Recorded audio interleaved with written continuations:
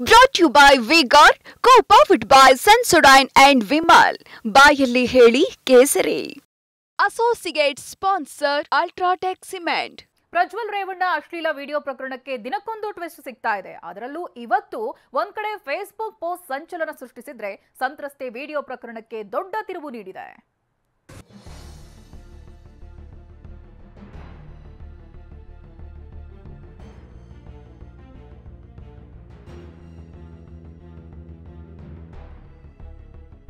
ರೇವಣ್ಣ ಜಾಮೀನು ಭವಿಷ್ಯ ನಾಳೆ ನಿರ್ಧಾರ.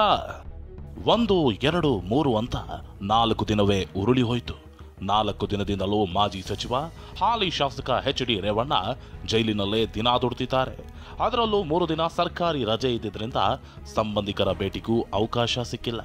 ಹೀಗಾಗಿ ಜೈಲಿನಲ್ಲಿ ಮತ್ತಷ್ಟು ಕುಗ್ಗಿ ಹೋಗಿರೋ ರೇವಣ್ಣ ನಾಳೆಯಾದರೂ ಬೇಲ್ ಸಿಗುತ್ತಾ ಅಂತ ಕಾದು ಕೂತಿದ್ದಾರೆ.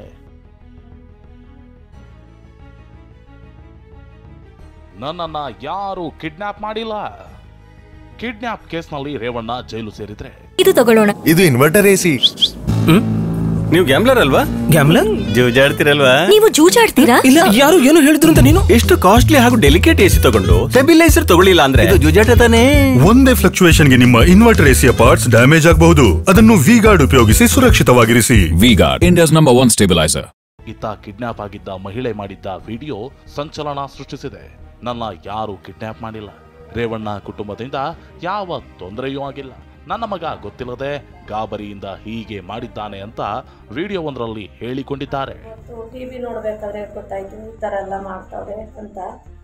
ಅದನ್ನ ನೋಡ್ಬಿಟ್ಟು ಯಾಕಪ್ಪ ಹಿಂಗೆ ಮಾಡಿದ್ರು ಅಂತ ಯೋಚನೆ ಬಂತು. ಆದ್ರೆ ನಾನು ಯಾವ ತೊಂದರೆನೂ ಏನೂ ಆಗಿಲ್ವಲ್ಲ, ಯಾಕೆ ಹಿಂಗೆ ಮಾಡ್ತಾವ್ರೆ ಅಂತ ನಾನು ಇದು ಮಾಡಿದೆ. ಆದರೆ ನಾವು ಈಗ ಯಾವುದಕ್ಕೆ ಅಲ್ಲಿ ಏನೇ ಅಲ್ಲಿ ಯಾರಿಂದ ಏನು ತೊಂದರೆ ಆಗಿಲ್ಲ. ಭವನಕ್ಕನಲ್ಲಿ, ರೇವಣ್ಣಲ್ಲಿ, ಪ್ರಜ್ವಣ್ಣ ಆಗಲಿ, ಅವರಿಂದ ನಮಗೇನು ತೊಂದರೆ ಆಗಿಲ್ಲ. ನಮ್ಮಿಂದ ಅವ್ರಿಗೆ ಏನು ತೊಂದರೆ ಇಲ್ಲ. ಬಾಬಣ್ಣೆ ಆಗಲಿ, ಯಾರು ಏನು ತೊಂದರೆ ಮಾಡಿಲ್ಲ. ಮತ್ತೆ ಫ್ಲೈಟ್ ಟಿಕೆಟ್ ಕ್ಯಾನ್ಸಲ್ ಮಾಡಿದ ಪ್ರಜ್ವಲ್. ಲೈಂಗಿಕ ದೌರ್ಜನ್ಯ ಪ್ರಕರಣದ ಆರೋಪಿ ಪ್ರಜ್ವಲ್ ವಿದೇಶದಲ್ಲೇ ತಲೆಮರೆಸಿಕೊಂಡಿದ್ದಾರೆ. ಮೇ 3ಕ್ಕೆ ಭಾರತಕ್ಕೆ ವಾಪಸ್ ಆಗ್ತಾರೆ ಎನ್ನಲಾಗಿತ್ತು. ಆ ಬಳಿಕ ಮೇ 14ಕ್ಕೆ ಫ್ರಾಂಕ್ಫರ್ಟ್ನಿಂದ ಬೆಂಗಳೂರಿಗೆ ಟಿಕೆಟ್ ಬುಕ್ ಮಾಡಿದ್ರು. ಆದರೆ ಆ ಟಿಕೆಟ್ ಅನ್ನು ಕ್ಯಾನ್ಸಲ್ ಮಾಡಿದ್ದಾರೆ.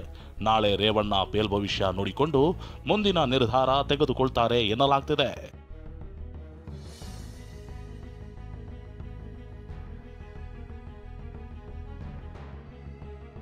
ಬಿಜೆಪಿ ಮುಖಂಡನ ಆಪ್ತರ ಬಂಧನ, ವಿಚಾರಣೆ. ಪ್ರಜ್ವಲ್ ಕೇಸ್ನಲ್ಲಿ ಕಾಂಗ್ರೆಸ್ ಬಿಜೆಪಿ ನಡುವೆ ಕೆಸರೆರಚಾಟ ನಡೆಯುತ್ತಿರೋ ಹೊತ್ತಲ್ಲೇ ಮಾಜಿ ಶಾಸಕ ಬಿಜೆಪಿಯ ಪ್ರೀತಂ ಗೌಡ ಆಪ್ತ ಲಿಖಿತ್ ಗೌಡ ಹಾಗೂ ಚೇತನ್ ಅನ್ನೋರ ಬಂಧನವಾಗಿದೆ. ಪೆನ್ಡ್ರೈವ್ ಹಂಚಿಕೆ ಆರೋಪದಲ್ಲಿ ಇಬ್ಬರನ್ನು ಬಂಧಿಸಿರೋ ಎಸ್ಐಟಿ ಚೇತನ್ ಸ್ವಗ್ರಾಮ ಯಲಗುಂದ ಹಾಗೂ ಲಿಖಿತ್ ಗೌಡ ಹುಟ್ಟೂರು ಶ್ರವಣ ಬೆಳಗೊಳಕ್ಕೆ ಕರೆದೊಯ್ದು ಸ್ಥಳ ಮಹಜರು ನಡೆಸಿದೆ.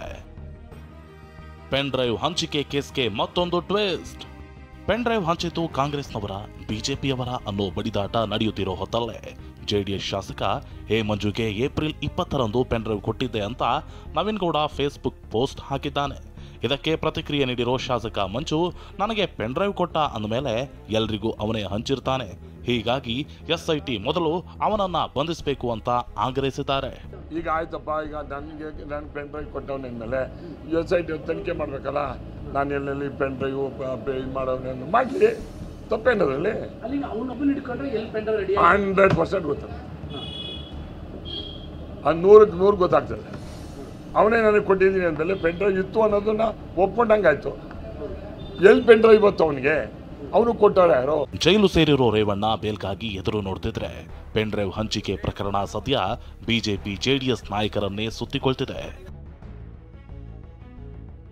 Bureau report TV9. Brought to you by V-Guard, co-powered by Sensodyne and Vimal. ಬಾಯಲ್ಲಿ ಹೇಳಿ ಕೇಸರಿ. Associate sponsor Ultratech Cement.